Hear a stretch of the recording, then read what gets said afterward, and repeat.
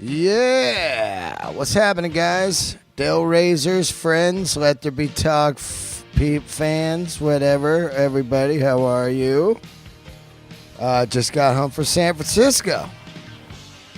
I was there all week. If you guys came out and saw me headline at the Punchline on Wednesday with Brian Redband and Spicer, that was incredible. You weathered that storm. It was storming up there. A couple days just fucking pouring in San Fran. I forgot about how shitty the weather could get up there. But it's great to see you guys.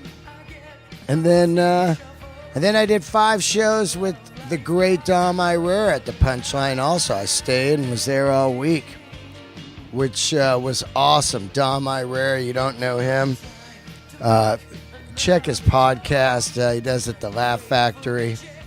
It's Dom Irera live from the podcast, live from the Laugh Factory. The guy's incredible, just so funny, been in the game, just legend. I feel he's a comedy legend, Dom Irera. Thanks, Dom, for having me feature. You're great. He's a Beatles fan. I hope to get on his, or get him on my show one day. He was on, God, I'm out of it, man. I've been burning the candle. I was on his podcast. Check it out. About a year ago. If you want to see that, track it down. Anyway, I'm home. It's Monday. While I was in San Francisco, I did 7 podcasts with some of the favorites of Delray. Some of my favorite people in the Bay Area. I tracked them down, got them in the hotel room, and had them do Let There Be Talk. The first one is this one here you're going to hear. It's the San Francisco Chronicles. I tracked down Eric Martin through my good friend Jeff Fletcher from the Wonder Bread 5. And Martin called me up. I hadn't talked to him in probably maybe 10 years. He came down, talked all kinds of great stuff. When I was growing up, man, this guy was the guy. He was the dude making it in the neighborhood, lead singer of a band called 415. His early band, Kid Courage, opened for AC/DC. We talk about that. He was the guy. He's been in the music biz all his fucking life, man. That is brutal. I know it. I've done it. If you've been in music all your life, man, you're either famous or you're just walking around, with your, feels like, I don't know, like the work that it takes to play music all your life is incredible. Eric Martin hit it with Mr. Big, Just to Be With You. Hits it, smash ones out of the park. Everybody dreams of that, having a hit song. He's going to tell you what that is all about. He's going to tell you what he's doing now. I love this guy. Very, very funny. He could easily be a comedian. Eric Martin. Check it out. And a couple things before I do get into the episode. If you're in San Diego, come see me December 6th, 7, and 8 at the American Comedy Co. I'm going to be there. Come out, party with me. Also, everybody, please have a great Thanksgiving this week. If you're alone and you live in Los Angeles, come join us at the Laugh Factory. They feed everyone free. Don't eat alone this year. Come down and hang out with us. I'm going to do a set, all kinds of great comedians. It's free. You eat and meet cool people. Don't spend Thanksgiving alone. Come see us and hang out. Jamie Masada, great guy, does that every year. One last thing. I'll be at the Comedy Store all this week. Thank God, I missed that place. And at the Laugh Factory Tuesday night, 10 o'clock. And Long Beach Laugh Factory Friday night, 10 o'clock, I believe. That's it for now. One last thing, Del Razors. If you're looking for parts for your Harley Davidson in the Bay Area, you need someone to wrench on your bike, maybe some new tires or riding gear, wheels, whatever, go see my boy Ryan over at McGuire Harley Davidson. The one and only Harley Davidson dealership in Contra Costa County. I just picked up some parts for my bike, man. I love it. Love that place. There's nothing like dealing with a family-owned business. These guys own a Harley Davidson dealer. How cool is that? Go in there. Say, hey, we heard about it on Let There Be Talk. Shout them out. They'll give you a deal. Ryan came to the show, brought some of his friends from the shop. That was great to meet Ryan. Guy rocks, man. He rides. Real deal right there. Head down there, guys. McGuire's Harley Davidson. You can find them online at McGuire-HD.com or look them up on Facebook. Thanks, Delraysers. Happy Thanksgiving. Here we go. My good friend, Mr. Eric Martin.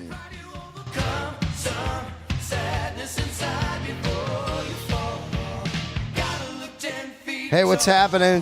Dean Delray, another episode of Let There Be Talk. Here we are. I've known this guy for many years. Not close, but here and there from the music scene, but one of my favorite singers, Eric Martin. How are you, buddy? What's going on, Dean Delray? All three of you. Yeah. I'm so glad you're doing this, man. Sure. I played last night with Y&T.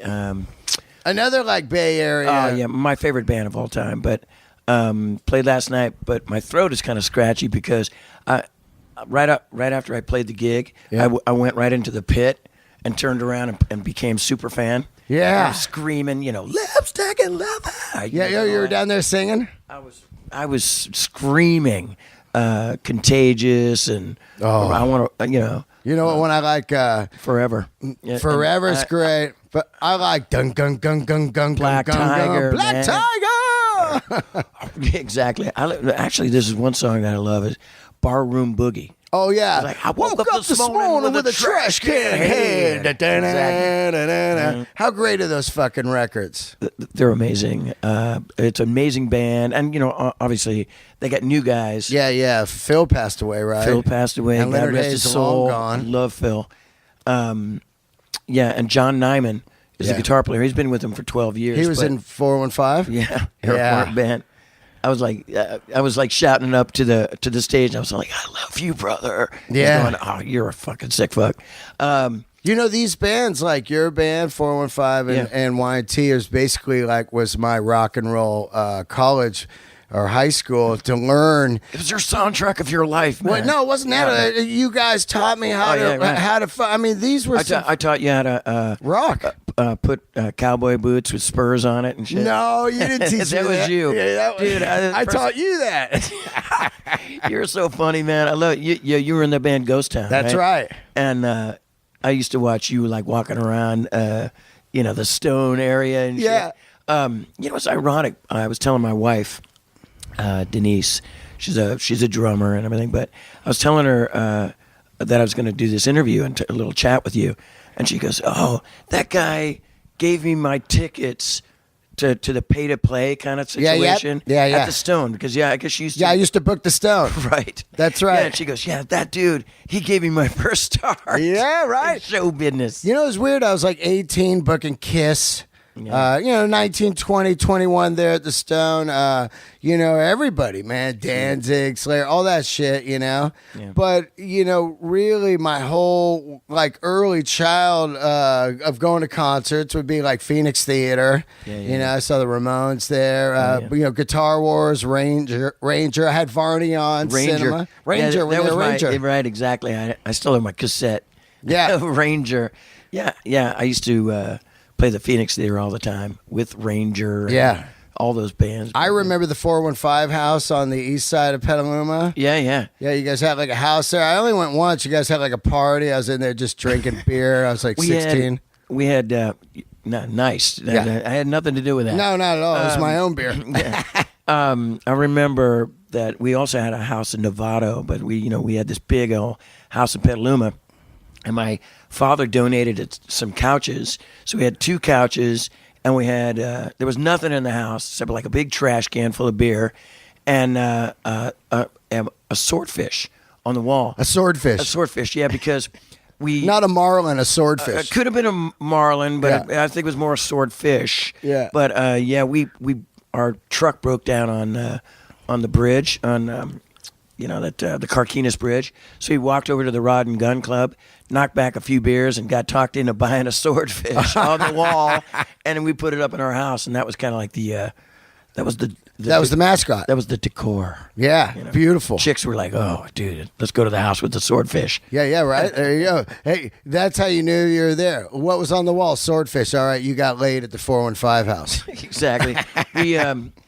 We had big parties there. We had I remember like Huge parties. Mike Varney, he was in cinema. Yeah. And then we had the Squares with Joe Satriani. Yeah, we played some big gig together at the Old Waldorf, which is actually funny because backstage Old Waldorf turned into the Punchline. Yeah, it's ironic. I wanted to talk to you about that because a lot of people are like wrong. And then I finally had Al Tiemann on from Roadrunner. Mm-hmm. Remember them? T-Man, Yeah, Alan T-Man. Yeah, T-Man had him on. Yeah, well, the guitar player that plays with me most of the time is Mark Hawley. Oh, Mark And he Hawley's was in your band? Roadrunner. Yeah. Wow, he was in the later era Roadrunner. Everything's ancestral, brother. Well, yeah, I find that with the Bay Area. What I love about the Bay Area, I've been here 5 days. I've interviewed all my favorite Bay Area people, like people that I worshipped as musicians when I was young. That got me to where I was in my life. You being one of them. But as you talk to these guys, you realize what a fucking tight family this Bay Area really is. You know, everybody's connected to somebody. But I was talking about the Old Waldorf, how it was one of the coolest clubs ever. Your band, Kid Courage, opened for AC/DC there. That was my big claim to fame, man. I was like probably, God, I don't even say how old I was, maybe 18 years old. And backstage was cool because, obviously it's a Punchline thing, but it had a pool table. And it was one big dressing room. So AC/DC's in the corner and Kid Courage is in the other corner. And I started playing some pool.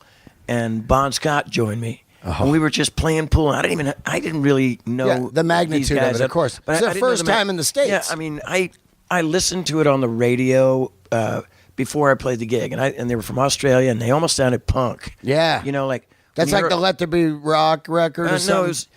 I don't... Was it High Voltage, I think? Yeah, High Voltage. I mean, it was like Long Way to the Top if you want to rock and roll. Right, there you go. And it sounded punk to me, so I thought, and I used to play Old Waldorf all the time anyway, so I went, this would be kind of cool. I love this band sound. And Bon and I are playing, and, yeah. He's if I give you your first beer, he gave me mine. So wow, that's sick, right? It was really cool hanging out, and I was like, it was all normal and everything great. But the next day, we played with them again, and I got where at? Old Waldorf. Oh, two nights. Two nights. Gotcha. And so I went to Rasputin's, and I got that record, and then I became super fan. Yeah. And Bon was like, "Hey, chill out, Eric. Chill out. I liked you better yesterday." Oh, right, because then you realize the magnitude. And so, but I remember this. I never seen a wireless guitar before, and they had it, and so it was like and Bon leans against the pool table, and Angus gets on his shoulders, and they just march out, and I was like, holy shit, so sick, right? It was, I mean, and all those guys hanging out. I mean, what was Bon like? Was he just like a mellow dude, right? He was like almost kind of like a dock worker kind of guy. He had that kind of blue collar. Australia, say, hey, mate, and he puts you in a headlock kind of guy, Yeah. Now Angus in the corner, with his little velvet schoolboy suit, I didn't know what to make of that, Yeah, that's just weird, right? Because that would never fly later on in the 80s. You got one guy that's like fucking clearly way older than the rest of the guys. An A&R guy would look at it and go, what's up with that old fucker in your band? That would not fly. But look, but you got one guy that's what 14. He made up for his lack of, taste in clothes. I mean, look. God, I should be punched right in the eye. Look at this big photo I got of him here. Oh, he's just got the high-waisted pants. Oh, yeah. His dick's out right there. He just fucking... It looked like he just picked clothes up along the way like that. This might fit. His shirt was a little too... He probably got it at his sister's closet or some shit. Yep. But, jeans, boots, total kind of guy's guy. But, getting back to Angus... Sitting in the corner with his little schoolboy kind of thing. He said, he's probably thinking in the back of his head, this is going to work. Yeah. Right? And it did. It did. It did. Phenomenal. The next year they're playing Oakland Coliseum to 60,000. Day in the Green. Yeah, exactly. On Day in the Green 5. I heard a great story where they pulled up in a station wagon backstage. Because they were just in a wagon going across America with the gear in the back. Yep. And the guy at the gate's like, can I help you? And they're, yeah, we're playing. And he's nah, get out of here. And they're like, they're in a station wagon. All the other bands are showing up in black limousines back then, Right. Pretty funny. I used to I mean, we all did that too. Yeah. All the station wagon tours. I still fucking do that. Yeah. I mean, when Mr. Big, when my meal ticket's not touring, Yep. I've been playing all over Europe and the United States. In a van down by the river. Yeah. I've been doing it too. I mean, I just got home Sunday night from Holland. Yeah, I called you. You were in Holland. What were you doing? I was doing acoustic shows, just by myself with a bunch of knuckleheads in Holland. Yeah. I got nothing to say about Holland. Good. No. The first gig I play. Where you at, in like Amsterdam, Utrecht? No. I'm playing like the Roermond and Tilburg. Right. And, but sort of the San Rafaels of the San Rafaels. The riversides of the riversides of Holland. Europe. Yeah, exactly. And so I'm playing this gig, and like last Tuesday night, it was sold out in Hamburg. I mean, sold out, 200 people. It's an acoustic show. But Tuesday night in the Reeperbahn, I mean, not I not love bad. that area, Love right? it. How weird is that whores area? but but it's more like whores. It's like the dirty whore area. It's so weird because you got Amsterdam. That's pretty nice. Their red light. But it's a great rock and roll experience. Oh, I mean, it really to hang out with is. that, and every bar's got music, and it's really cool. So that's Tuesday night. Wednesday night in Roermond, Holland. I get there, fucking 27 people. Wow. Oh, dude, it was 27 people. Yikes! Yeah, I mean, like, kind of humbles you a little bit, And the next day, I played this gig in Tilburg. No, not Tilburg. It was called Amir, and it was like one of the youngest cities in Europe. I think they built their first house in 1976. So like a bunch of kids and stuff. So I walk into a restaurant, and I go, "Hey, do you take American Visa?" Because everything's PIN code. Yeah. And I know this story is riveting. I know. So I walk in and I go, "Yeah, do you take an American Visa?" And the lady puts her arm on my shoulder, kind of showing me the door, and she goes, "You're not Dutch, are you?" And I go, "No, I'm from the USA." And she goes, "Oh, we don't serve Americans in here." What? Holy shit! This last week? I was like, "Motherfucker!" Are you kidding? Yeah, money's money, right? Yeah, It's green, So fuck yeah. No, man, she and the Italian support group that I was traveling with, same thing with them too. That's so Yeah, weird. man. So Amira. There you go. Get out of here, you assholes. Yeah, exactly. Well, Yankee, go home. I was growing up in the Bay Area, and 415 turns into Eric Martin. First of all, 415. To me, there's this huge mecca of music going on, in Marin, and everything was kind of Santana, Journey. Exactly. You know what I mean? The old guard. And then you had Huey Lewis. Yeah. And then 415. But, I mean, the music scene was out of control, man. It was so fucking great. Le Mans, right? Oh, yeah, Even Le Mans, later on. Peter Marino. But, I mean, you guys were fucking big, man. Well, I mean, we had big management. I mean, shit, we had Herbie Herbert. But you would sell out these clubs, no problem. But we campaigned. We played like every night. It wasn't just like the Friday and Saturday. I mean, we were playing Lucky Lion and Concord and Frenchies and Hayward. Right. I mean, on a Monday and Tuesday night for 27 people. Yeah. You're just out grinding. And now. we just and you're fucking playing rock and roll. Yeah, we did. And I mean, we worked forever, and we traveled. I mean, we did a little United States tours and opened at Greg Kinn and YT. You do any YT? I did Night so Ranger? much YT. Right, so much, YT. yeah. But I mean, I grew up with the YT guys, and they were my heroes. Yeah. Growing up in the day, and I know there's conversations all over the place, but but especially my first concert ever was Queen at Winterland. Oh, wow. And Y&T opened, and they were like 16 years old. Were they Yesterday and Today then? They were Yesterday and Today. It was like Joey Alves, Leonard Hayes. Well, they had that song Alcohol. Alcohol, Leonard sang. And 1,000 Years or something like that? No, it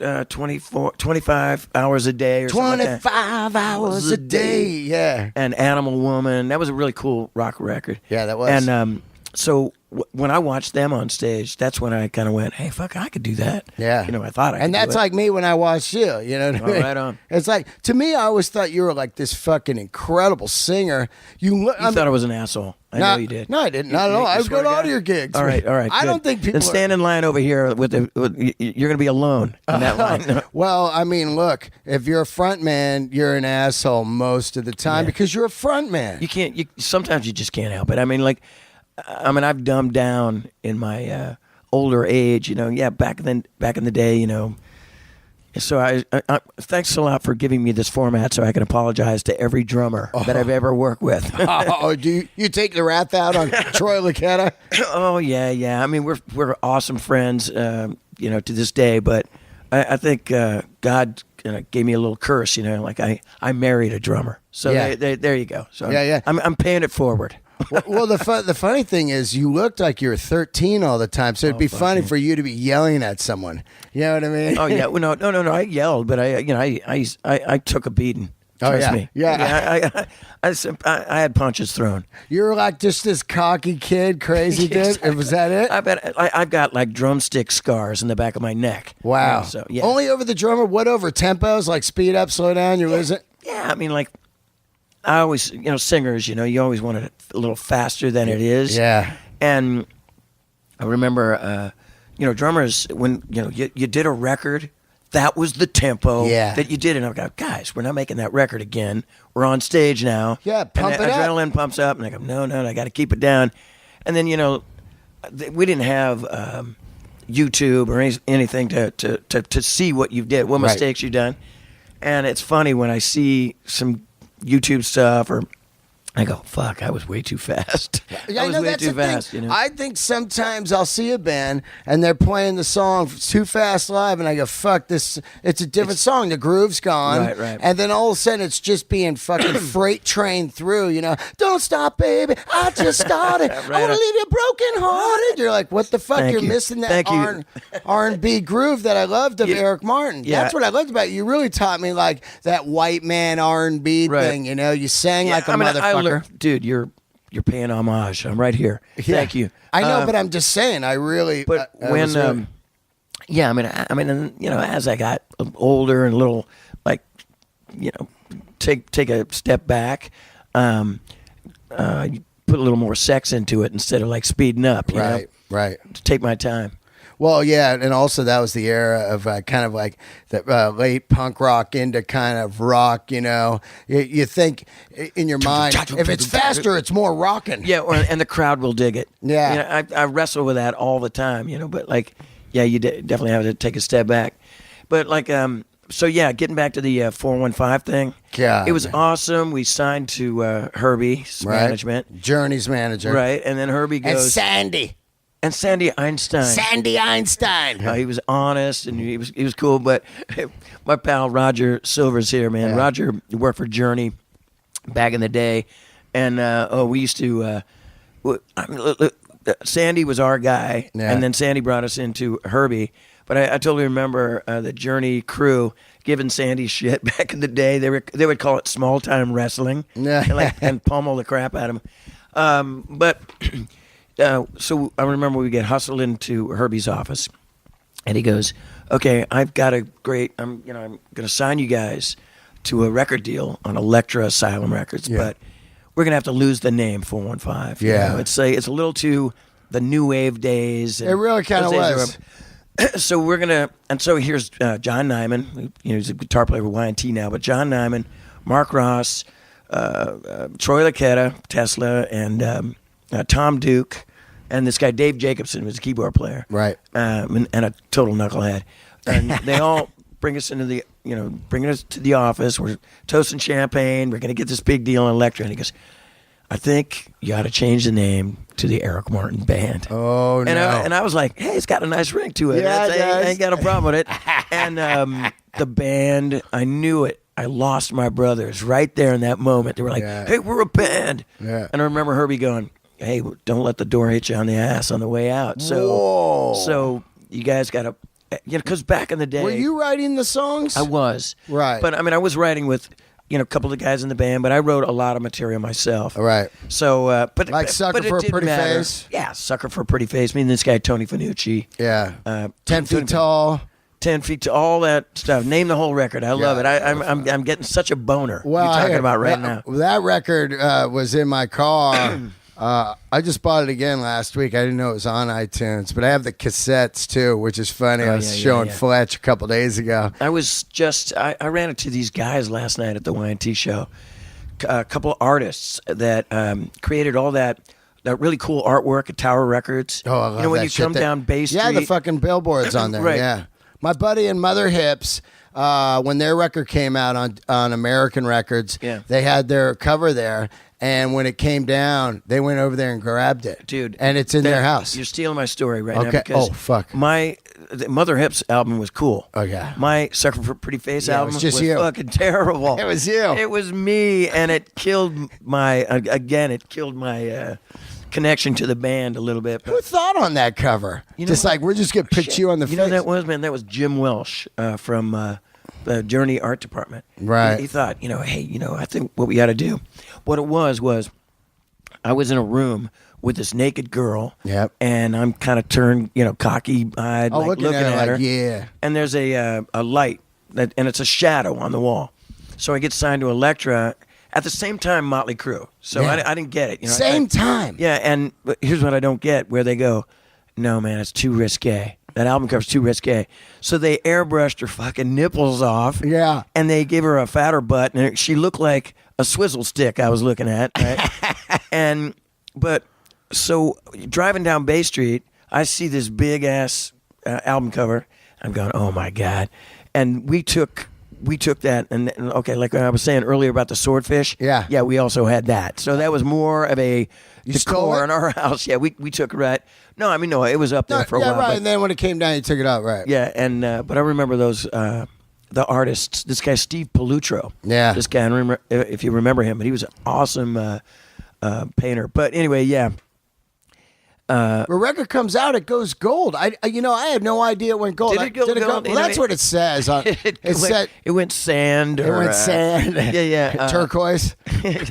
I don't know if it went gold. I mean, if it did go gold, I would. If it went gold, actually, nah, I don't know if it went gold, because if it went gold, we were struggling so bad back then, we would have melted that shit down and went to a local store and got some Lucky beer or something. It's funny is then you do American Bandstand. I remember it. Fucking hilarious. And what's really funny about it was I used to always say Eric Martin has that Dick Clark disease. The fucker never ages. Yeah, right. You looked like 13 forever, and there you are with another guy who's like a grown man that looks 25. Yeah, I know. I looked pretty. What was that like on their lip syncing and shit? The lip syncing was weird. That was the first time I ever did it. Yeah. Actually, no. I mean, we did the Sucker Pretty Face and Don't Stop video. But still, it's kind of weird. Yeah, right? exactly. You're playing in front of a live audience. Yeah. And we're lip syncing, and we got all. This is hilarious too, because I played a song called "Letting It Out" on piano. Oh, I love it. And it's all SIR gear, and nothing's nailed down. So I'm shaking because I'm excited, but I'm also nervous as shit. First time on TV? And the first time on TV, the microphone's bouncing. Nothing's nailed down. Piano's shaking. Yeah.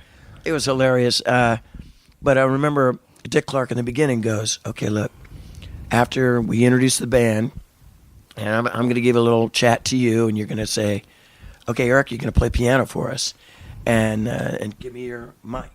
Yeah. Right? And I go, okay, so we practice it. Here it is. Fucking live TV. Yeah.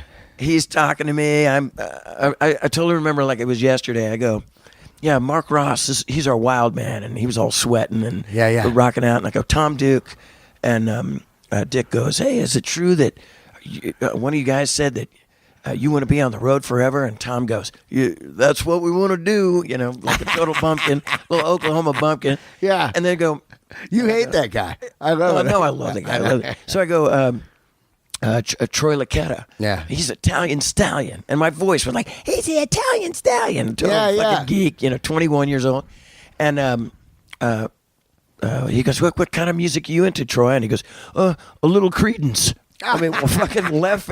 I'm looking at Troy for a second of TV time, going, what the fuck? Young people go, who the fuck are these? A little guys? Credence. Oh my God! I like me a little Credence and Glenn Campbell. Exactly. Thanks a lot for the nail in the coffin. And John Nyman and John's talking up, and then he goes, "Okay, Eric, you're going to give me your microphone because you're going to sing this song on the piano."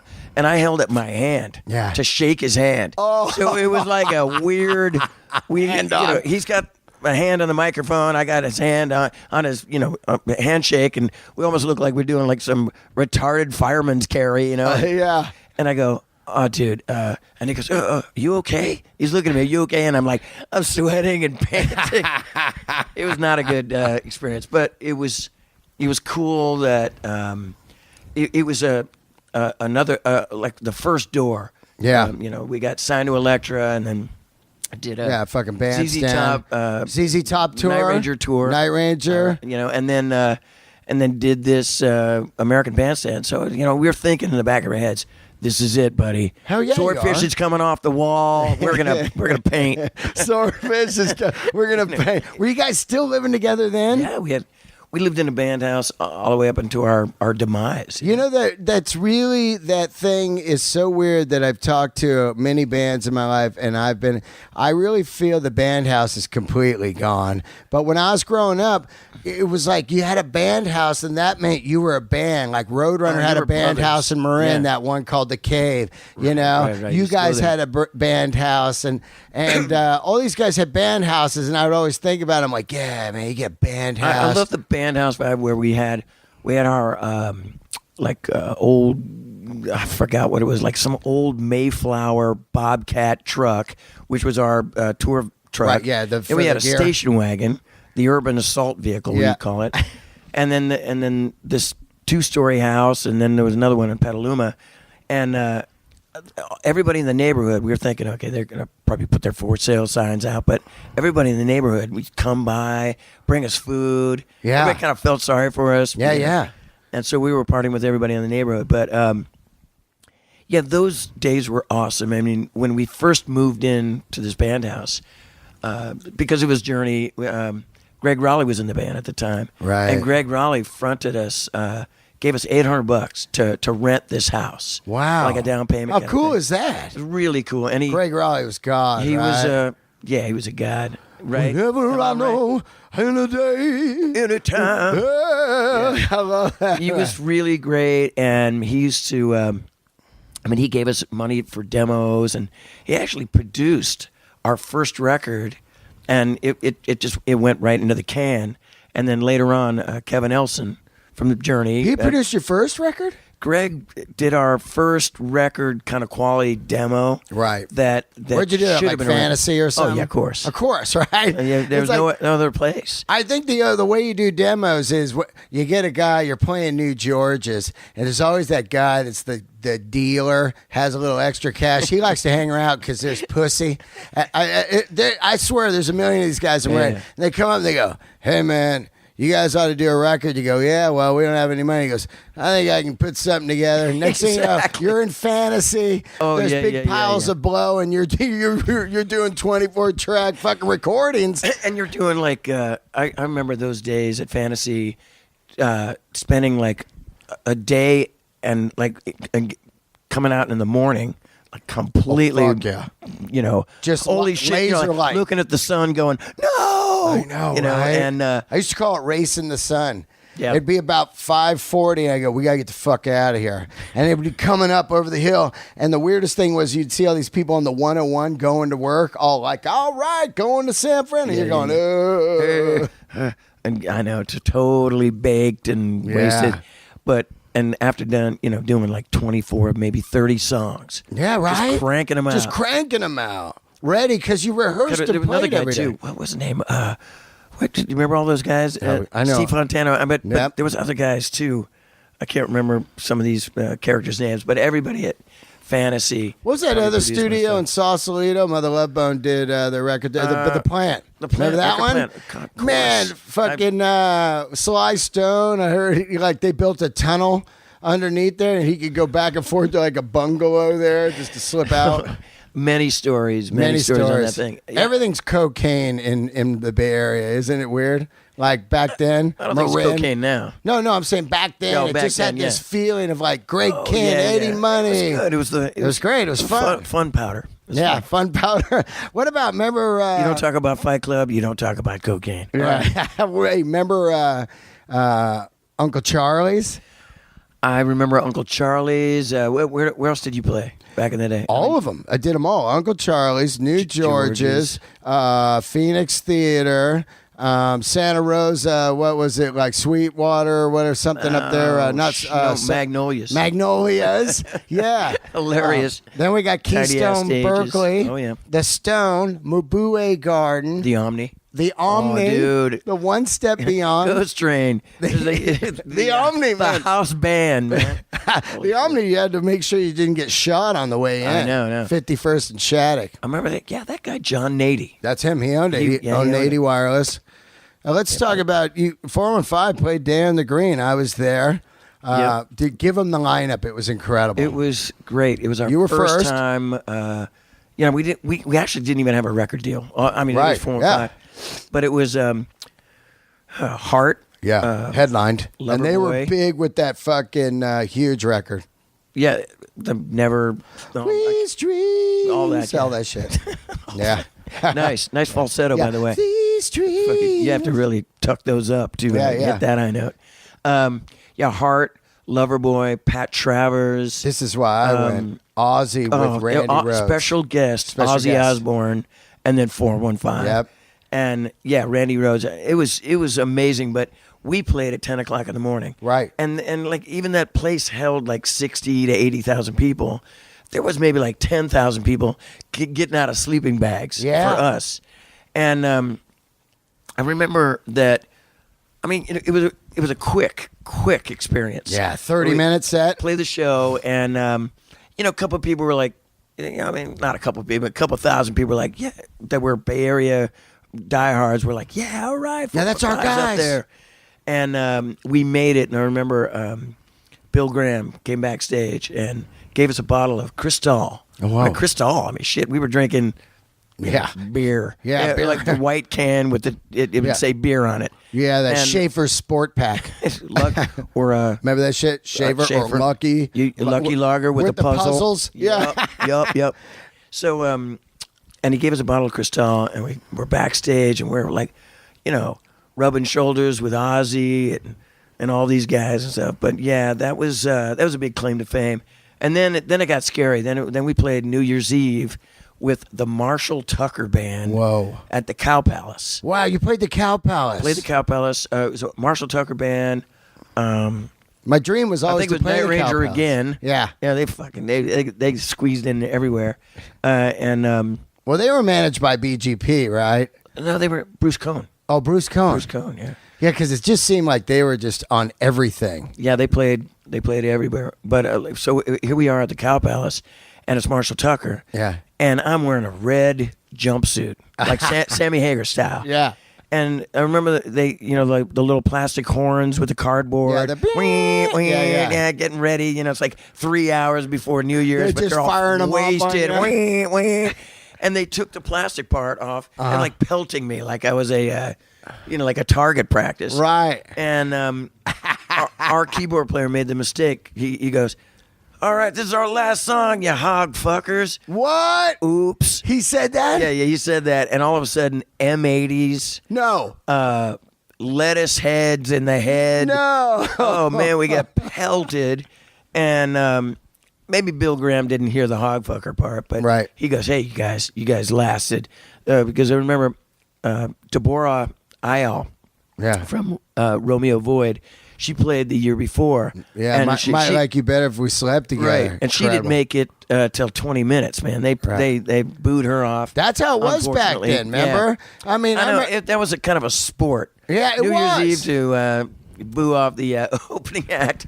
But Bill Graham again goes, "Hey, you guys made it to 40 minutes. Yeah. Good for you." So Bill Graham was a god, right? He was. I mean, like I heard stories about him, yelling and screaming and shit, but like he was a god. What a visionary, man! Like A all hero, those, you know? all those shows that we've seen. I don't know. I used to go to shows, 2-3 times a week, and there he is, just fucking like wherever you just see him.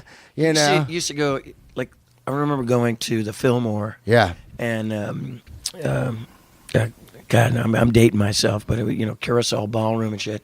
And you'd walk into the place and the whole place smelled like pot. Yeah. Like full on, like I used to actually think they pumped it through the air conditioner. It smelled like that Colombian weed. Remember Colombia? Just seeds popping and shit. It was ragweed. Yeah. Days, I remember those are the days of lids. Yeah, lids. Remember that? You go, hey, you got a lid.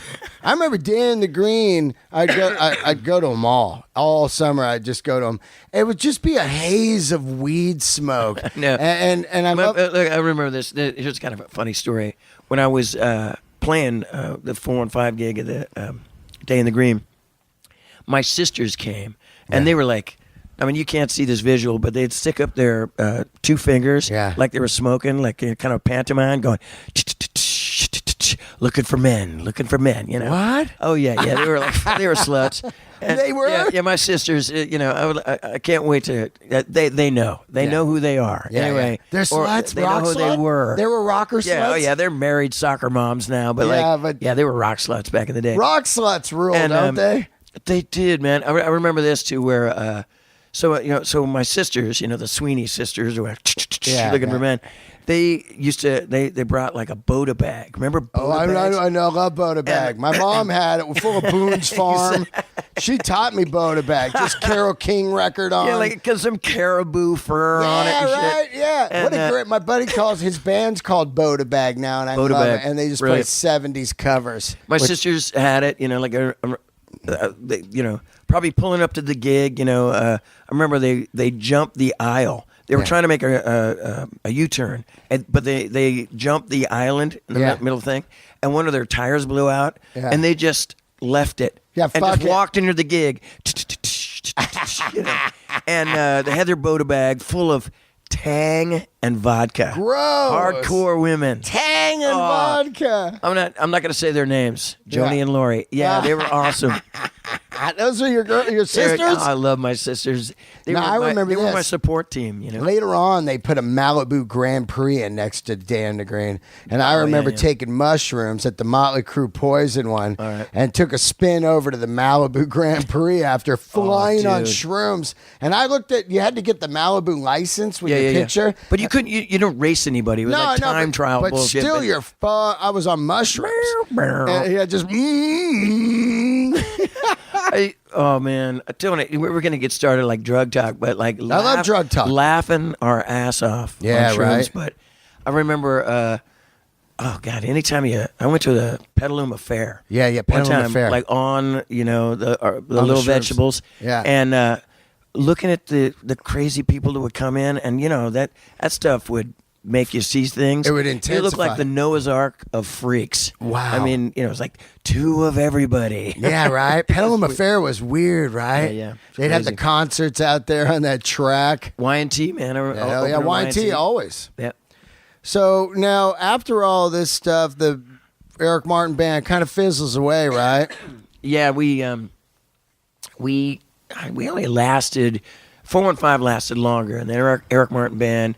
We got signed to Elektra, and then like maybe a couple months later, they fired 500 people in the staff. Right. So like the new regime was like, who are these guys? EMB, what's that? Yeah. And so we got dropped, and we continued to play and beat the dead horse for food money, right? Oh, yeah. I mean, you guys could still make Swordfish was back up on the wall. Yeah, Swordfish was back up. I mean, you could make a living like, you could, Greg Ken, fucking guy played forever, right? Jeopardy. Yeah. But when, I think in those days, there was goals. I fell off the horse, but I needed to get back on and see where this horse takes me. Yeah. And a couple of the guys in the band were like kind of defeated. Yep. And they kind of went tapping out. It's not happening. I mean, they still play music, but what happened to Mark Ross? Passed away. Whoa, he did? Yeah. What happened? Cancer. Wow. Yeah, the Big C. Yeah, it was awful. How long ago was that? Just a couple years ago. Man. Yeah, me and Troy and Tom and John and I think even we had another drummer too. This guy Jimmy Hoagland. We all hung out and gave him some props. You know, Man. he was actually they dropped out of the music scene for a while, and then he actually joined Jet Red. He Remember did that Jet band? Red, yeah. Yeah, I mean, I still Mark Ross was great. He was a great guitar player. He really was. Really full on ladies man too. Oh God, just dude, pussy machine. he You know, was a kind of like magnet. Alan Tiemann. You know, Yeah. chicks. Those two guys in one county, They fucked them we'd all. have to move out of the county Yeah, to yeah, try to right. find some skankadoo. You Anyway, just go like, oh, I really like rock. Oh yeah, who do you like? Oh, I like Mark Ross, Al Tiemann. You're like, all right, I'll see you. you're making me laugh here. Anyway, yeah, his spirit lives on. I love that guy. And So it's over, and what do you Yeah. say? You did that. so yeah, That second cassette, that one of you in the suit against the kind of fence. What record is? You know, that's like an R&B record. Yeah, the Eric Martin. Actually, a couple albums after Sucker for Pretty Face, I didn't know what direction I wanted to be in. It was like one side, because it was albums, it was one side rock, one side sort of R&B. Yeah, yeah. And that album is called Eric Martin. It was produced by... Fletch loves that one. It's his favorite. Oh, right on. I got it when I was in Japan on CD a long time ago. Sweet. And he was like, I'll trade you these for that one. I was like, no, man. Collectors. Yeah. I still sign them. It's funny. Yeah, they're great. That was on Capitol. And You signed a solo deal after the Eric Martin band. yeah, I did a movie soundtrack. That's right. With it was a movie called Teachers Yeah. with my gift horse Neil Sean. Yeah. Because all the Journey guys, Eric Martin band, and we would hang out all Yeah. the time. Except here, this is a web podcast, and you've got Mr. Big Mouth sitting here. No, and I love it. Mr. Big Mouth. So yeah, I like guys that just lay the truth out because you know here's what? the truth. I don't want to try to. I'm actually, without sounding stupid and cliche, I am kind of trying to keep it real. There's no lies or no bullshit. But like everybody in Journey, I love the guys, right? And I tried to be friends with Steve Perry for the longest time. you know? And I remember where we'd be at the office on Columbus, right next to Tower Records, or Union, and we used to hang out in the in the office talking to Herbie and Sandy, and Herbie would give us a call and say, "Hey, the band's coming over. You guys are gonna have to split." And like right, and I mean, he didn't want to say that, but he'd say like. And I remember, like, this one time, like, I was hanging out with Sandy, rapping about my future. Yeah. And I go, Sandy goes, "Oh, Perry's coming over. Got to hide in the closet." Gotta hide in the closet. Oh yeah. Oh my God, that's hilarious. I don't know why, but that's a jealousy thing. you know what? Fuck. Why does one of the greatest singers of all time have to feel that way? I've hung out with a lot of big stars, and there's guys out there like that, man. It's them, and it's a front man thing. Anyway, it was to me. I guess I really didn't think much of it. I was kind of like, oh well, fuck it. Yeah. I mean, what are you going to do? But, so yeah, Neil Sean and I wrote a song called I Can't Stop the Fire, kind of heavy rock. And it was on this Teachers thing. And through that, I got a deal on Capitol Records. That's great. So I did the record. It was Danny Korchmar, Greg Ladani. It was ironic because I did a studio called Record One. And right next door, they were... doing the record Building a Perfect Beast with Don Henley. Right. So everybody who played on that record when Don Henley would go home, they'd all jump over to Studio B and play on my record. That's great. So, yeah. Did you tour everybody that was stuff? a star except me. Did you tour that shit? I did. I mean, played with Eddie Money, Paul Who was Paul in your Young. band? Just guys you'd hire? No, I had this guy who's been with me for years, this guy Mark Choli on bass. And this guy Danny Meblin. I know him? Danny. Yeah, keyboards. Keyboards and guitar. Yeah. He was like Varney's guy. I was going to say that. He was on that Shrapnel record. It was like had Army guys on it or something. You know? Yeah. And also, anytime they needed like background singers, I think he even did. You guys sang backgrounds in Y&T, didn't you? Behind the curtain. At the Katati Cabaret. I might have done that. I remember. Dude, I remember. But John Nyman did that for years. Yeah. And then he's in the band now, which is I remember I was in Napa Fairgrounds one time, and I was backstage. And I look, there's 3 guys, and one of them was you, I think. And you're up there like, rescue me. Dun, dun, dun. I believe in you. I believe in you. But, that's fun. yeah. I mean, that's great. I mean, I saw. Fucking making money. Look, I'm jumping ahead, but last night at the Mystic Theater, Manichetti comes in the dressing room, comes in our little dressing room with my 6-pack in the refrigerator, and that's it. Yeah. And a lettuce head. Yeah. Tune in your own acoustic. Exactly. Whatever. It doesn't matter. Yeah. It's all a great. He comes in and he's like, "Hey, dude, it's great to see you. You kicked ass tonight. Thank you. And I would do anything for the band Y&T. Fuck yeah. I mean, so I sing background vocals, go get them coffee.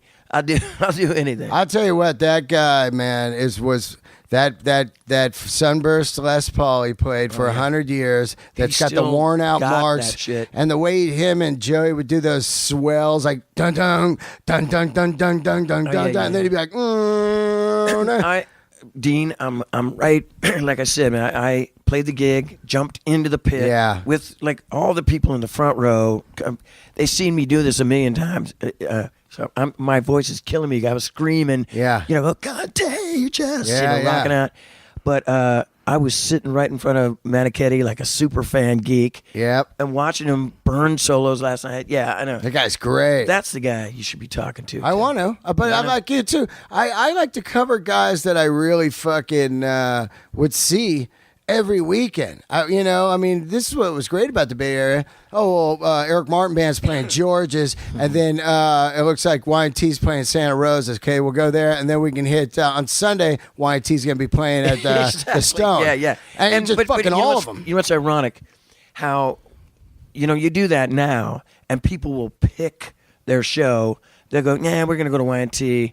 Eric Martin's probably playing here the next day or in a month from now. We'll go later. Yeah. Back in the day, it was like everybody hit music clubs because there ain't nothing to do. Nothing. Really, there's no internet. There's none of that shit. You were out. Right. And then you'd catch Sammy, like taking it to the People Tour. You know what I mean? Exactly. And then Sammy at the Marin Civic. You know what? I love, Sammy Hagar, man. How great was that guy back in the day, right? Northern California. That guy was great back in the day. Yeah, he was good. How does Mr. Big get going? Because it's such a weird lineup. You got Paul Gilbert, who's in Racer X, which is a complete just... Oh, yeah. Makes no sense. And John Alderete, who was in Racer X, I had him on the show a couple weeks ago. One of my oldest friends. I love him. Cool. But yeah, Racer X, Paul Gilbert. Yeah. You've got Billy Sheehan out of David Lee Roth and Talus. And you're just... and then I don't know where the drummer came from. He came from... a man called Impellitteri. I always said that guy won the lottery. Pat Thorpe. He's great. I'm just saying. You making friends, are you? No, I am fucking with you, man. Yeah, Thorpe, you won the lottery. In a way, I did. I mean, I had nothing. After Capitol, let me go after a couple albums. And people don't understand when you get dropped. You were lucky to get work again, but back in the 80s, if you got dropped, you were painter. You were fucking done. You were painting houses, or you had to change your name or something. I'm not kidding. It was done, right? It was like cancer.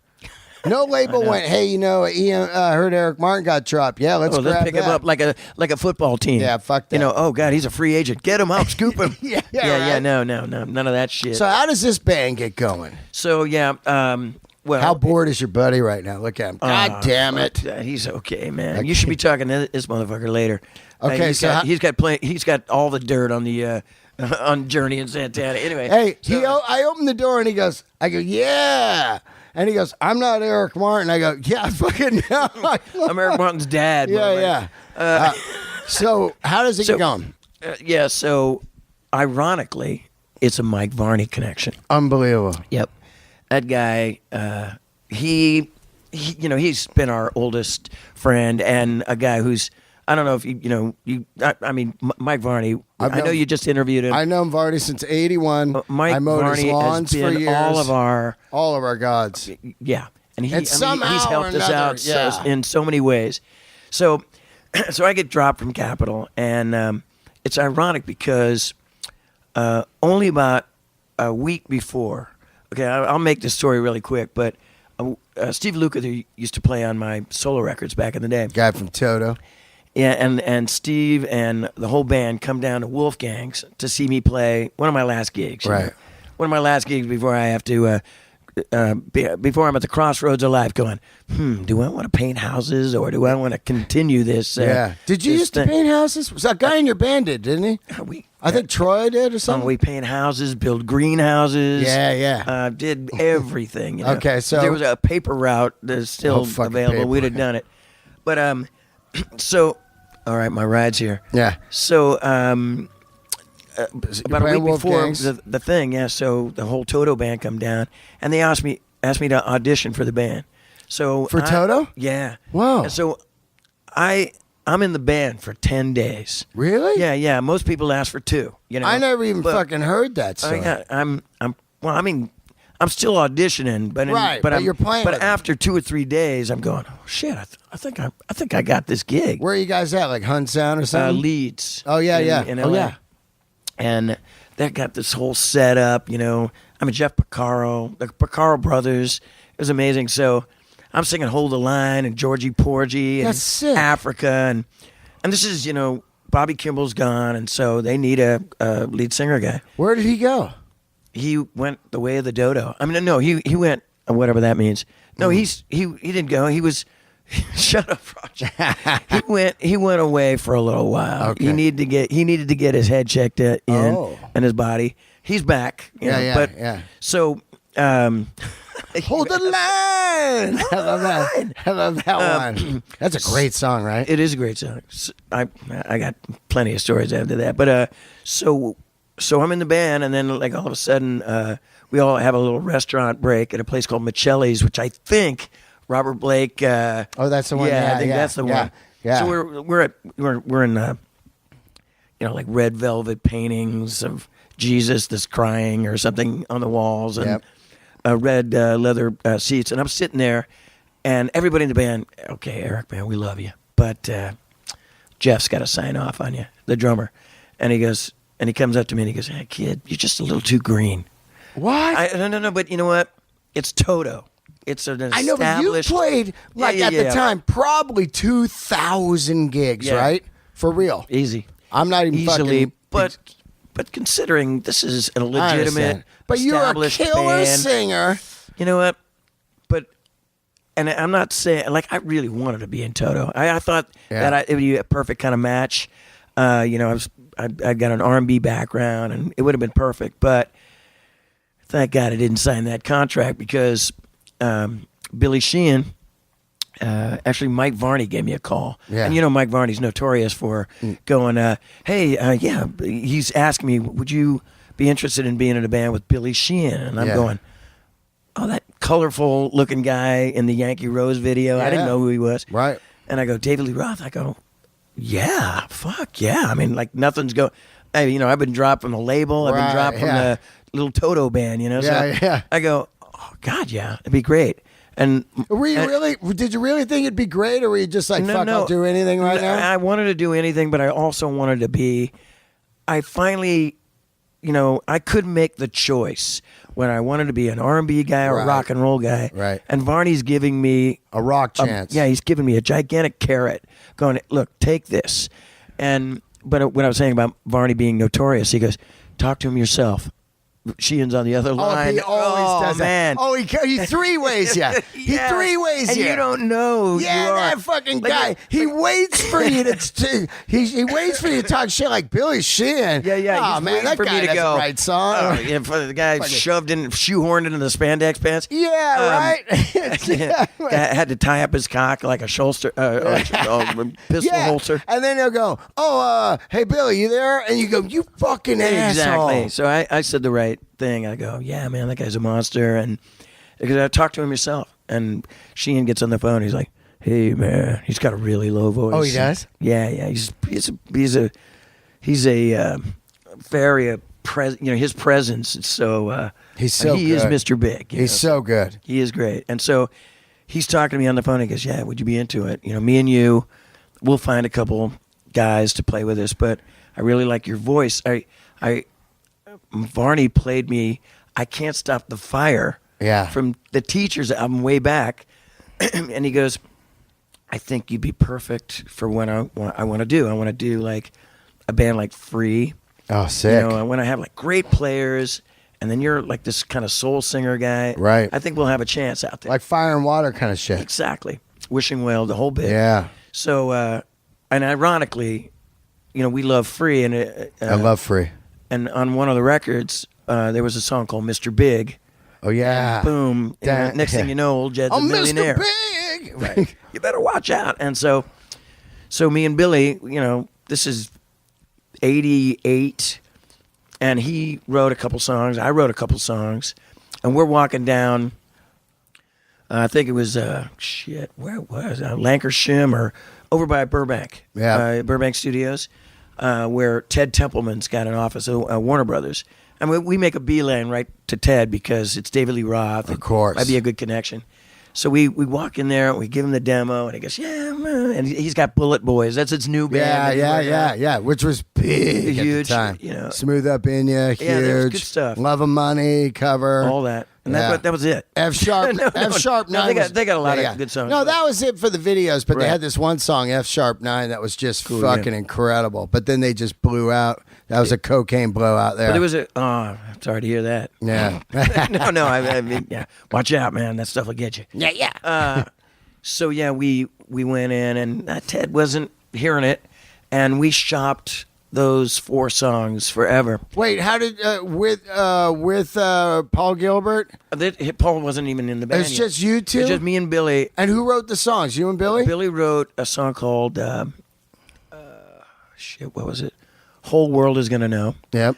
Which ended up on an album, and I wrote a song called Big Love and Rock and Roll Over, which ended up on the first album. Right. But we.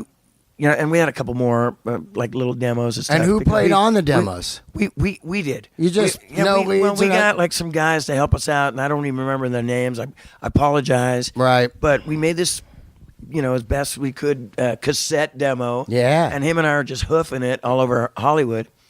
And so at the time, I go, "Man, we got to get a guitar player." And he goes, "Well, I got Steve Stevens." Oh, wow. So I was thinking, oh, okay, that's kind of cool. That is cool. And I don't remember, I think he was trying to maybe get Greg Bissonette because of his connection with David Lee Roth. And that didn't work out. I think, Steve he trying to do the Billy Idol thing, and Greg continued to play with David Lee Roth. And so he said, I got this kid. And I saw Racer X a million times on billboards. I never saw the band play. It wasn't my right. I mean, I should have been a little more curious to check it out. They never played live.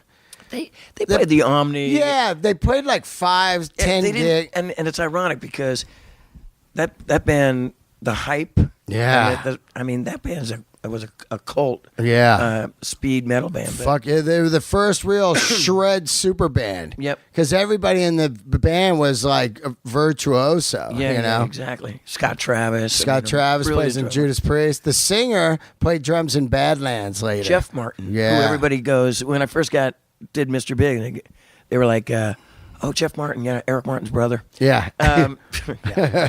Bonk on your head. Yeah. So, where am I at in the story here? So he goes, I got a kid, guitar. Yeah, I got this kid that I judged in a guitar contest, and I picked him.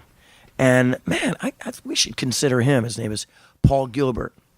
And I kind of do remember seeing Paul Gilbert through the Mike Varney stable. Right. And I remember seeing, like, where there was a magazine, it was called Guitar for the Practicing Musician. Oh, yeah, I remember that one. And, like, on one of the pages was Paul Gilbert sitting at a kitchen table with a box of Wheaties. Oh, I remember. Guitar in the background. Yeah, I remember that. And I'm thinking, hey, this kid, because I was a little skeptical on going, speed metal guy. Yeah. I remember seeing some Racer X pictures with him and tight ass, sparkly clothes and guitar way up high. Yeah, and I was bow thinking, tie. Yeah, and I was like, okay, this guy's quirky, but cool, and it got a good sense of humor. I was skeptical in the beginning because of the speed metal thing. I was going, I don't know if I want to tackle this, and I didn't know what kind of band because I wanted what Billy songs. imagined, like the Free and Bad Company vibe. Yeah, because Paul Kessoff is like, he's just like, damn, it's so sparse. Yeah, there's like maybe a note. Exactly. He bashed out the A chord, and I was like, that was enough, thank you. Yeah. But so I met Paul, and we auditioned a drummer. I remember his name is Bobby Orechica. I don't know what he's doing now, but I remember that name. Yep. Orechica. It just rolls off the tongue. But he rolled out the door because it didn't work out. It didn't work out. I don't know why. But I love you, man. Bobby Orechica, fucking horns up for you, bro. But Torpy came in. Torpy came in, and he was a god. I mean, he sang, and he played great drums, and he wrote songs. So we were in a studio called The Alley. Yep. In L.A., and it was frightening because Paul Gilbert comes in and he's shit. I mean, was he like 8 feet tall? Yeah, he's a fucking monster, right? I mean, Billy grew over the years, but I didn't look at him as like really. Well, Billy just looks crazy tall because he's so skinny, and he had this big blonde, fucking mound of hair, and but Paul comes in and he's wearing really tight clothes and he's skinny. And he sets up his amps, and they're day glow. They're like pink day glow and green day glow. And he's got this wild ass Ibanez guitar with painted on fret holes. Yeah. And he's quirky. Yeah. And I'm going, and we're all facing each other. Yeah. In the thing. And they go, hey, and they had our cassette. Yep. Because they learned 2 songs. Yeah. And I swear to God, I mean, we auditioned for a couple days, or we auditioned one day, got to know each other the second day, and 8 days later wrote the first album. Wow. Yeah, it was. Now, who was doing the major songwriting in the band? At the time, I mean, I had a bunch of songs, but I think all of us. Right. Paul Gilbert came in with some great rock and roll songs. Is that right? Yeah. That's fucking cool. There was a song called Anything for You that was a monster ballad, and there was no hits on the record. Yeah. I mean, maybe. What was the first video? It's called Addicted at Rush. Oh, yeah. I'm addicted to that. That was a good song, man. That's cool. Song. Fucking rocking. We did it at the Palace in front of a live audience. Yeah? Yeah. Palace is great. Palace was really cool. I stage dived. Yeah. But, we did that and toured for a couple years. Who were you out with? It was 89. That record came out in 89. So it was 89, 90, 91. So Who signed the band? Ironically, we were signed to Atlantic Records. Okay. Like I said before, we shopped a deal, and nobody would go for it. And I remember where Atlantic Record was coming down to see us. I want to say Greenberg, or I can't remember who it was. Kevin Williamson or someone over there? Well, Kevin Williamson was a little later. Right. That was good. He was our A&R guy. He was great. Yeah, but Kevin Williamson was our A&R guy, like a little later. But when we got signed to Atlantic, they were supposed to come down and see us, and then Billy got sick. No. And they couldn't make it, and we were all looking at each other going, oh, shit, this is the kiss of death right here. Oh, we no. felt bad for our brother, but he just couldn't do it. He was just totally ill. And we gave him Atlantic our demo, and they signed us on the spot. So that was that was cool. And I remember that day. You never hear that story, right? Never. It was, oh, God, our ducks were in a row. Everything was good. So, we toured forever, like 2 or 3 years. But the record everywhere. doesn't hit until the song, right? The record, Just to be well, with the it? record, it's kind our of band does not. We had a dude cult rock following. Right, you got the David guys Lee Roth going to people, Shredders. Racer X. Yeah. Nobody knew me and Pat. I mean, shit. I remember signing the first album, and everybody. I used to have on my laminate the same thing I used to sign, singer dude. Singer Eric dude. Martin, singer dude, because everybody would come up going, you're the singer dude. Hey, where's Billy? Get Paul. No and I go, shit. And I would. Yeah. I would. Oh, okay. Yeah, any fucking fans, gopher. right? What? Any fans, you'll take them. Like, fuck Yeah. it, we got guys. So we had all dudes, and we opened to a bunch of bands, and we headlined every podunk, dive bar. I mean, no offense to the Penny Arcade in Rochester, but man, get a heater anyway. but I mean, snowing cold Buffalo Armory, the Armory in Buffalo. It was brutal, but we cut our teeth. That was our getting to know each other in the band and playing really great, really tight. Yep. So yeah, we and that first album was produced by Kevin Elson. Again, another gift to us. But so we did our second album, Lean Into It. And I remember Atlantic was like not too sure of us after that first album.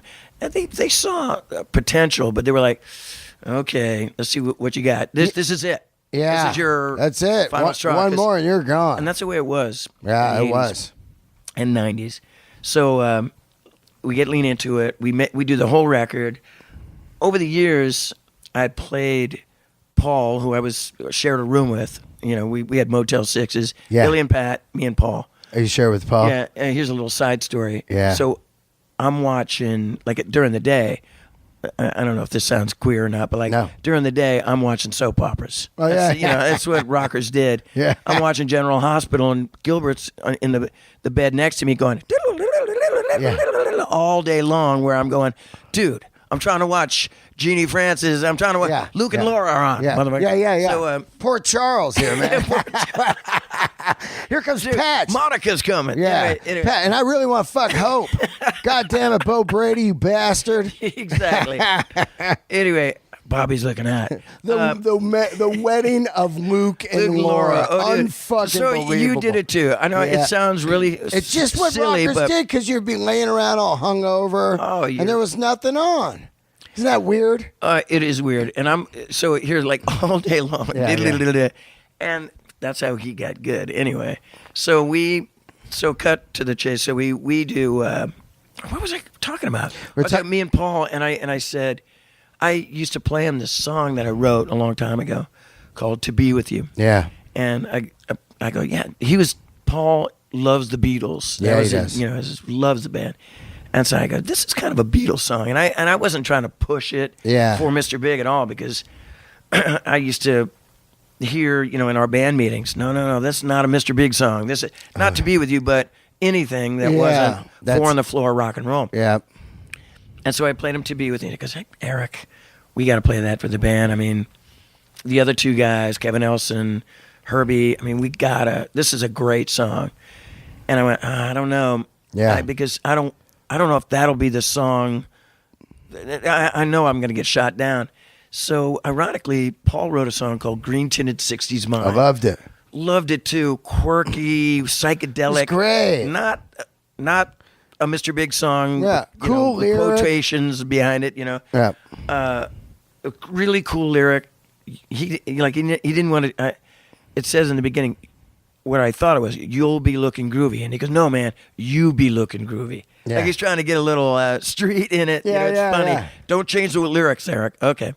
So we put that on the table, and Paul goes, dude, play it for him. And I go, okay. So I played To Be With You, and Billy, who I thought was going to go, it doesn't kill me, don't do it, and he goes, dude, we got to have that on the record. We got to fit it in this record, Torpy, same thing, So we get the whole record, and it's got great songs on it, and it's produced awesome. I mean, Kevin did an amazing job on it.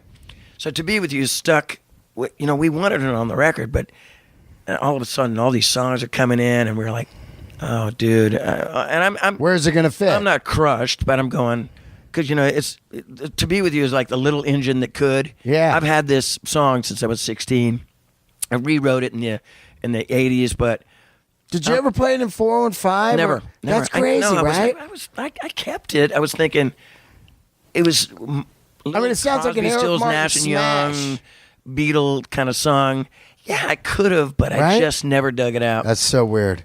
And I know it's kismet. Because when I was in bands for years, you tried all the songs, you know, like here's no, I pulled everything out. I mean, look, it's ironic because that first Mr. Big album, I mean, even Billy will say, you know, he was digging in deep into the Talus bag, and I'm sure Paul, oh, this song's not right for Racer X. Yeah. I'll save this for some band, you know. Totally. I used to do that too. I mean, like I took Eric Martin stuff and took about 15 Eric Martin songs and made one cool Mr. Big song. Right. So long story short, To Be With You did just squeeze on in the end Last of the song, record. right? Yep. And I used to say, you know, it's kind of like the dessert at the end of it, like all this meat and potatoes, you know. Yeah. But so the album comes out in 91. A whole kind of year goes by. 92, we're still around. Or maybe we made it in 91, and I think it came out in like almost 92. Right. So all these songs are on album rock radio. And To Be With You, and we're touring everywhere. I mean, we're opening the Rush and Aerosmith and all these great bands and stuff. And that's through our Atlantic connection and Herbie and Rush, some more men in the audience. yeah, like a lot more. No, there was a couple chicks. They're sisters. I heard the Ticket Girl. I heard a great story where you said they were lab rock, and then they came in with lab coats. Oh yeah. That's a Rush story, and I'll get to that. But oh yeah. I'm standing in the doorway, backstage, and I'm making jokes, and Billy and Paul, Pat, a couple girls in the room, and some record company suits, and I'm making kind of jokes about Rush, and I go, yeah, those guys probably wearing their Poindexters, wearing their little white lab coats, you know, looking at the budget, and the band's looking at me, and they're looking behind me, and I go, oh shit, they're behind me, aren't they? No. And I look, and it's Alex and Getty going, all right. Yeah. All right, E. They call me E, and they Yeah. go, all right, E. And I this is the part in the cartoon where I turn into a donkey head, you know. And and they brought me on the bus that night, and we're having some beers. Me and this guy Howard Ungerleider, their lighting guy, and Neil's there, but I don't see him until later. And Alex and Getty come out in white lab coats and bring their financial, you know, whatever they're making that year. And I'm like going, come on, you guys. And they're going for it for about 15 minutes. Yeah. And then good sense of humor. That's cool. And then later on, you know, we had like a 100-mile drive to the next gig, and those guys are laughing, and they're cool. Yeah. Then all of a sudden, we stop about 100 miles from the gig, and Neil Peart gets out, and he like punches me on the arm, and he goes, "Be careful now, watch your Mr. Big Mouth." You know? And he gets on a bicycle and rides 100 miles to the next gig. Whoa! Yeah. He's another quirky guy. Yeah, anyway. Yes. But so you're out touring the record. So touring the record. It's not selling, is it? It's keeping us afloat. Right. I mean, Green-Tinted 60s, it comes out, it's a video, it's cool. There's a bunch of videos. Live and Kickin', Green-Tinted 60s Mine. There's songs on the record, there's videos. We did a lot of MTV Headbangers Ball stuff. Yeah. And then, out of the blue, and we, rock bands like us, we're not looking at Billboard magazine. Nope. First of all, it's $5. Yeah. It's too expensive. Yeah. $6 or whatever. Yeah. And you got to go to certain places to get it. Yeah, and like we're not in it. Yeah. Hey, they mention us in an ad. Yep. And so, this guy, this general manager out of Lincoln, Nebraska, and I remember his name to the day I died. His name is John Terry. He plays a smasher trash format, and he plays To Be With You. Yeah. And on a radio station? Right. In Lincoln, Nebraska. Yep. And it spreads like wildfire. Wow. And we don't know this. I mean, it's all over the place. And we don't know that Billboard Hits of the World section, it's in Europe. It's in Asia. It's everywhere. Yeah. And we're playing in Daytona Beach in a place called Finky's. Yeah. I mean, it's a barefoot bar. It's got like peanut shells on the ground, wet footprints. Yeah. Yeah. We pull up to the gig. Sound man lets us in. All the A7 cabinets and cords and everything are sitting on the stage, and he goes, okay, this is where you guys set up. And, we had two crew guys, funky old Senator bus, and we go in, and there's a little pinball machine in the corner, and with a big screen. Yeah. And the bartenders are coming in, and they're setting up their drink area, and I'm playing pinball, and I look up, and this guy on MTV is up there, and he goes, "Okay, we're gonna play the #1 song," and we've done a video for To Be With You. Yeah. We did a bunch of videos in a row for everything, and so, and we did a quick version of To Be With You. Yeah, and the one on the railroad. The one car. on the little train thing. I mean, it was a 6-hour shoot in Griffith Park. What were you doing? Just like electronic press kits? So you just did a bunch of videos and just threw them around? We did. We had like a little conversation at Barney's Beanery, and there was like a little interview thing, and then we put out a bunch of videos. So here I am, and I'm looking up at the screen, and it goes, "Okay, now the #1 song in the country." And I swear to God, Dean, I never watched MTV. I was on the road. Didn't people were like going, "Hey, I love your little song." Yeah. I mean, I went from singer dude to the Eric To Be With Martin. You guy. Yeah. No name yet. Yeah. No, and then eventually Eric Martin, my face was plastered like all the over train MTV. guy. Yeah. You know what I mean? So here we're playing this funky little Finkies. How and do you lines not around know the this, block. though? How do you know that? I mean, your A&R our guys... record company is saying, you're 100 on Billboard charts. Uh-huh. And we, like, back in the day, we're like toasting. And, like, nobody... There's no cell phones back then. There's no big contact. Sandy ain't out with us. We're on our own, And how do we... I mean, we... of course, I mean, I'm not lying to you. I mean, like, To Be With You, yeah. I'm hearing it out there. Yeah. It's great. And I'm seeing the video. But you don't know the MTV. magnitude We of don't it. know that #1 song in the country, and all of a sudden, we're at Finky's, and we find out it's #1, #2, #3 in every country in the world. So not every. I mean, 15 countries #1. Right. I mean, and then like some people at home listening to the podcast right now, going, "Oh well, you were instantly rich." No, no, man. I had a shyster lawyer too. You owe for 2 records. Oh, we owed a lot of money, but then publishing comes in, and it's like I had a shyster lawyer back then. Oh, I can't remember. did you sell your publishing, or you keep it? No. I was like in 5 years of litigation, or if that's the right word, some kind of a little battle, and so To Be With You comes out in '92. Yeah. 4 or 5 years later, then I get paid. Wow. So yeah, I'm still. I graduated. I don't have a band house now. I got like I got like Swordfish came my down. girlfriend's apartment. Wow. I don't have my own thing. And then eventually we get married. Yeah, but yeah, man.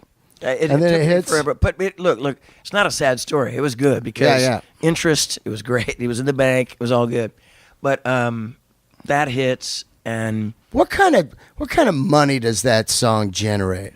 Couple mil, 3 mil. You remind me of the Brothers. I remember like doing records and like I remember this guy. What was his name? It was like the Snoop Dogg crew. Yeah. Like pulling up in their Bentleys, going, Yeah. "Hey man, you're the To Be With You guy, man. Hey, how much money does that make?"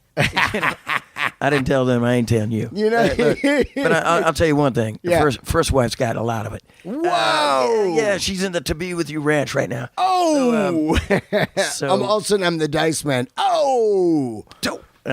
So That's so pretty well. yeah. So To Be With You, it becomes a #1 hit, and so that whole 6 to 8 months prior to this went on till Super shows. 93, 94 until we made another record, or I don't know. Yeah, I think we did Bump Ahead maybe at 93, 94, but another year.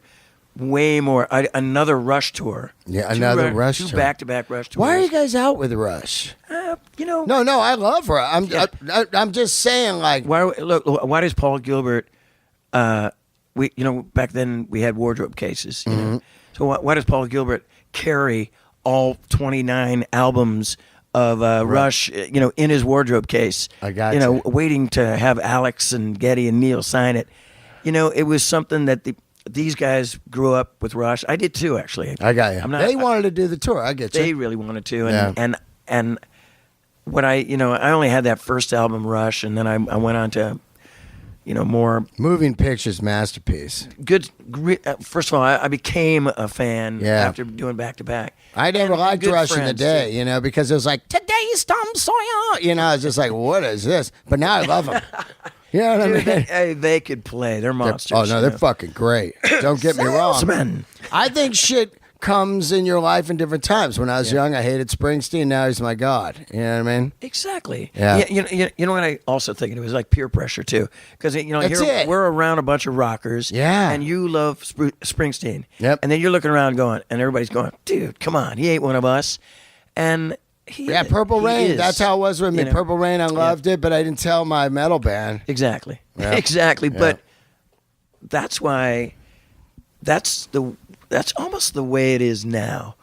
How the musical climate has changed. Yeah. Where, the whole grunge scene, it had to happen. It had to because it had to weed us out. Clean house. Yeah, because there was how many, 15, 20 poisons. Yeah. There was a lot of. Well, you got Van Halen. Then you got Poison doing Van Halen. Then you've got Tough doing Poison. And you got Bullet Boys doing. Then you got Bullet Boys doing Van Halen. Right. Then you've got fucking, and it just goes down this long thing. Trickster, Warrant. Exactly. You know what I'm saying? Exactly. And, they all had good songs. They had like one or two great songs. Mm-hmm. That's hard to write a hit song, man. But they were, I looked at it as there's plenty of room for everybody. It's true. But then it got heavy traffic, Yeah. And so here we are in the grunge scene, and like I wanted to hate it. I wanted to fuck it. Give me Eddie Vedder's, address. I'm gonna go, burn his house down. Right. And but then I kind of went, oh shit. I didn't want to say this either to my brothers in the band, but I go, man, this stuff is pretty good. It was really good. Great. I mean, really good. Kurt right? Cobain, great lyrics. I mean, if you like, he had a character voice. Yeah. Almost like where, like I didn't like Bob Dylan's voice. Yeah. I liked him for his lyrics and his emotion, and then you kind of you liked his grow voice. into it. You grow into it. Yeah. And so, when the grunge scene happened, I didn't want to like it, but I liked it, and it needed something to happen. But what I was cutting to was how I look at the United States now, where I loved the 80s and 90s. I loved the rock world back then. It was great. And I couldn't get enough of, black T-shirts that said some fucking your friends on it. Hell yeah. So it's almost where radio kind of dictates what you dress like and listen to nowadays. Yep. Not nowadays. It's been going on. It's a decade of this bullshit. I mean, I like all kinds of music out there, but I miss us. Yeah. And I know there's somewhere that, like in California, in the Midwest, Podunk, Iowa, or, the East Coast, there's a closet with like about 4 black T-shirts that say Van Halen, AC/DC, Black Sabbath, and maybe even Mr. Big. Yeah, I just showed you Molly from, look at her shirt. It's collecting dust. Yeah. And so they need to be coming out. Yeah. I mean, Molly, who was with last night, who runs the Punchline, she books all the biggest comics in the world. Right. I told her I was interviewing you, and she's a huge, huge music fan. That's great. And she was like, oh, my God. She started firing me over the photos of you, and she loves you right now. And I was talking about that with Stefan Shirazi last night, who runs Stefan Shirazi. Had him on the show last night. You're name dropping all my friends. Yeah, I had him on the show last night. Cool. But we were like, how Europe will stick with somebody forever, or how you guys are big in Japan, Here, people really just ditch stuff after a while, like, that's not me. And Stefan had a great... But it almost goes this... Well, we were talking about Bruce Springsteen and Prince. Yeah. They love... You can't... Rock and roll is like a stain. You can't get rid of it. Nope. It's a tattoo, whatever. But they look around and they see, their kids or whatever, like, all jumping up for getting all wet panties for Justin Timberlake and all that stuff. And they they want to kind of fit in. Maybe I don't know what it is. You know, I'm not second guessing them. They are fans and they do come, but sometimes they're kind of like, oh, should I or shouldn't I cross that road? Yeah, cross that road. Yeah. We'll welcome you with open arms, Mother Bear. You know? Yeah, man. I always say if you loved it once, man, you're going to love it again. I never not liked Derek Martin. I never not liked Y&T, except for the robot. You know, fuck that thing. Brother, hey, yeah. Okay, sidebar. Remember me and John and a couple of the other guys singing behind the curtain? Well, I left the curtain and I went on to do other things. Nyman kept going behind the curtain, and even into the robot costume. Nyman was the robot? John Nyman was the robot in, like, you know, what was it? In Rock We Trust was the album. And he'd clink and clank out there, you know, holding the, you know, his horns up. So hilarious. I love. He's in the band now, so you got to give him props that he stayed. There, like, you know, Maiden has Eddie. You gotta get some kind of mascot there. I got it. It's gonna be a robot, and then who's gonna be in it? And Nyman's like, "Fuck." Exactly. And the way they get him to do it, they go, "We're gonna give you 100 to sing the 75 to sing the show, but you get 125 total if you're the robot." To put on this, like, you know, in the middle of Jacksonville, Florida, like 120 degrees weather. Okay, fuck. Put on clinkety clankety shoes. Dude, but, you know, like, look, you got to give him props that he stayed in. I ain't fucking. He graduated. He's in the band now. He's in the fucking band. Yeah. Look, man, I know you're busy. I can't believe you came by. It's so great. Yeah. What's Mr. Big doing? They went out last year, right? We actually, you know, we broke up for a bunch of years. Yeah. Paul left. Paul has some hearing problems. Yeah. I'll get to that. I'll give you a smidgen of that. Yeah. I don't want to, you know, I talked tread on him or anything. No. I talked to John. Played with him for years, and John said that Paul would play on 10 for 10 hours a day on 2 stacks. Billy too. And Billy too. Yeah. I mean, they're kind of doing it to themselves. I mean, you got to look. Paul lives in my neighborhood. Oh, really? Like 5 houses by. I don't ever get to talk to him. And his address is... He rides a bike and he has headphones on. In Hollywood. Yeah, well, Paul, so the band broke up a little while ago. Grunge kind of not a while ago. Grunge tore a lot of people up, you know, which is whatever. But we actually, when Paul left in the late 90s, we got Richie Kotzen. I forgot about that. Yeah, and he's a... Yeah. I'm using the word monster, and I don't know what is past monster. I mean, he's a brilliant guitar player, brilliant singer. Birthday. Oh, right on. Yeah. It's weird.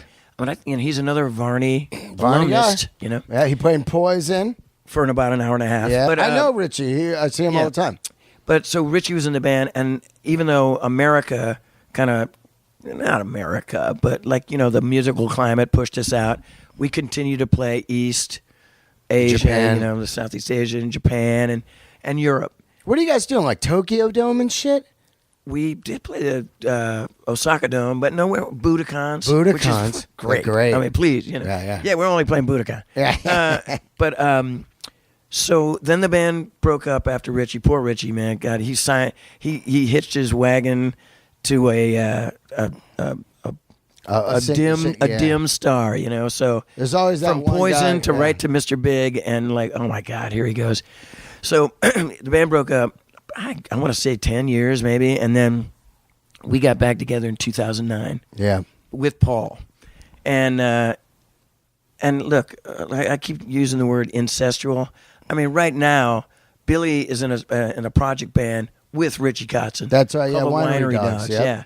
So everybody's in bed with everybody. Totally. So Mr. Big got back together in 2009. We toured for about 5-7 months, and we said, we got a couple record deals in Europe and all that, in Asia, but we decided to make this. We're not going to have like record company involvement, no management telling us what to do. Meaning, we're a little older now. We're in it to play music and do some records, and we're not going to tour forever and kill each other. Yeah.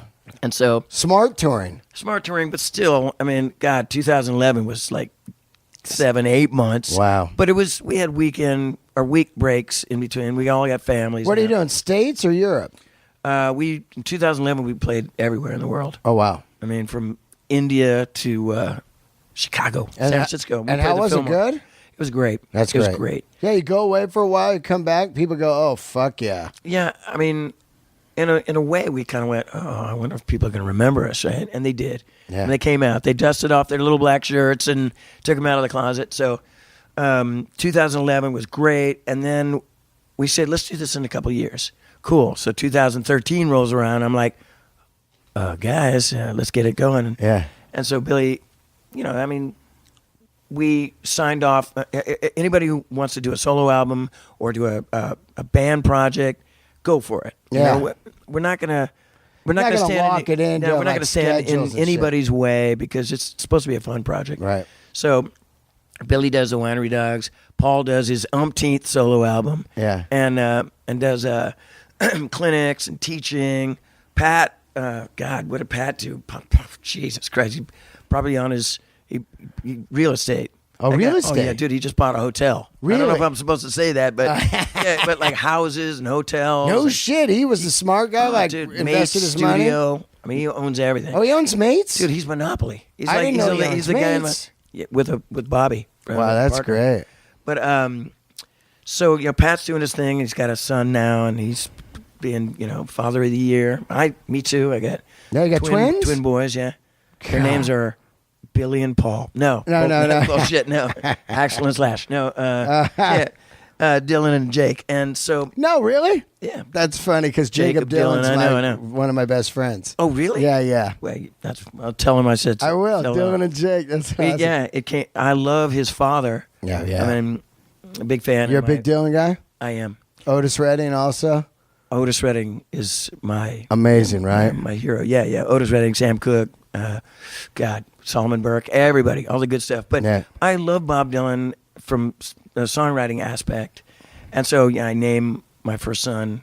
They're twins, 25 minutes apart. That's hilarious. And so Dylan thinks he's the oldest, which I think is kind of cool. So Dylan got Bob Dylan, and or his name from Bob, and then Jacob is a friend of my wife's, from high school, and it was like, we'll name him Dylan and Jake. Be great. And then we're like, Jacob Dylan. Whatever. What are you gonna do? That's so funny, man. Yeah. Wow. Well, man, I'm so glad to see you, dude. So I'm glad to see you, and you'll see Mr. Big. Yeah. In 2014. Everybody will. I'm gonna go. I want to go see you guys. Yeah. And then you gotta pay. And then no. Mama needs a new pair of shoes. Yeah. I gotta pay. Where do they find you? Mr. Big's got a Twitter, right? We got like twatting. There's Facebook. Where can people find you? EricMartin.com. EricMartin.com. Yeah. And I got a website, but I got a Facebook, and you got some acoustic shows. I probably coming still up? got my GeoCities account. No, GeoCities. GeoCity, and you also your like Cellular One is your cell phone. Remember that Cellular One in the Bay Area? Oh my God! What Crazy. You got some acoustic shows coming up? So this whole year, this show will be out Monday. Oh, right on. Yeah, Far Out. I'm going to say Far Out because it's Far Out, dude. Yeah, right on. Groovy. Free Angela. So this whole year, I've been doing. I mean, I started in February, and the band wasn't going to go out. So again, Mama needs a new pair of shoes. Yeah, kids need you got toys. Twins. And I've been doing acoustic touring, like all over Europe. I'm just starting in the United States in December and in January. And where are you going to be? All over in the States? Everywhere. Oh, you going to be in LA? My wife is my agent. Oh, yeah? And she's booking me. If you guys are in Buffalo and Wisconsin and Maine in the middle of December, they're out there. Come and see me. Bring a shovel. Yeah, my fans, I call them Delraisers. Or I don't call them that. They call themselves Delray. Right. But they'll go. You watch. They'll be like, I heard you on Let There Be Talk. Oh, right on. What? When you play in LA, you going to do it? I don't know about LA yet. Yeah, we get it going. Anybody will have. Look me anybody up. go to concerts anymore in LA? Yeah, hell yeah, they do, dude. LA rocks, brother. Really? And people go out every fucking night. Cool. All right. Thank you for coming down. No, I'm not trying to slag you, my brothers and sisters. All right. Where are you playing again with Y&T tonight? I'm opening, tonight at the Mystic. At the Mystic again? Okay. Just acoustic. My friend Molly wants to go. Will you put her on the list? Again? Uh-oh. Opening, yeah. Yeah, no. I only get one guest. Oh, really? Yeah. Wow.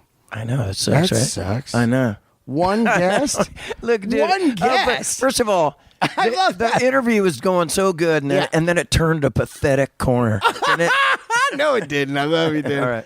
Thank you, man. There he is, Eric Martin. But hey, Molly, I keep cutting you off by saying, Eric Martin, you need to go. I obviously don't need to go, right? Right. Yeah. But yeah, she wants to go. I'm loving the comedy world though. Oh, that seems. She like said she saw you at the Punchline. I love comedy. Yeah. I mean, my band, they're always going, man, you need to get into comedy. Well, you know what? When I talked to you on the phone, man, I was surprised how fucking funny you were. Because, full circle for me was like in the last 5 years, 10 years ago or something. You were playing Little Red House. Dude, I don't do very many cover songs. I mean, Mr. Big, we did Wild World and all that, but I don't do, like, my solo work. I don't do cover songs. But when Jerry, your, illustrious guitar player from Tulane Blacktop, played me Red House, and I saw you guys perform that a million times. Yeah. I love that song. I mean, I love how you... Money made a move out back there to the city. Everything got changed. It's like hillbilly hip hop. But you were like, Firebird the buildings, earthquake knocked them down. It was cool. And I go, I had to have it. Yeah, I couldn't wait. Then I was like, Eric Martin is doing a fucking, it's full circle. Yeah. I walked out like, that's fucking great, man. It made me feel good. I love you, brother. Thanks, man, for playing rock and roll, man. For real. There he is, Eric Martin, guys. Thank you.